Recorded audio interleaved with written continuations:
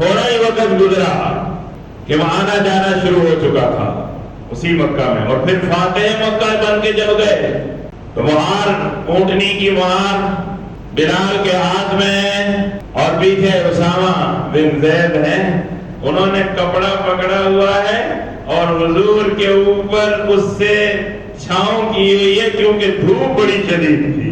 تو مفسرین اور محدثین لکھتے ہیں کہ دھوپ سے بچنے کے لیے سر پہ کپڑا رکھنا بھی سنت نبوی ہے۔ ویسے بھی پہلے تو ہمارے ہاں یہ آپ آج سے 150 سال 100 سال پیچھے چلے جائیں تو آپ کو کوئی بھی کپڑے کے بغیر نظر نہیں آئے گا۔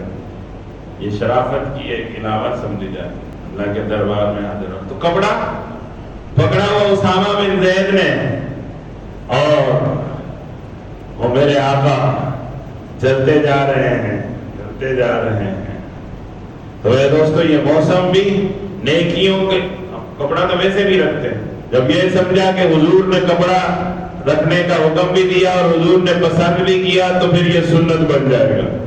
لو سے ویسے بچ جائیں گے، ہیٹ ویو چل رہی ہے جی ہے، اور پھر یہ میرے دوستو نیکیوں کے کمانے کا ایک موسم ہے۔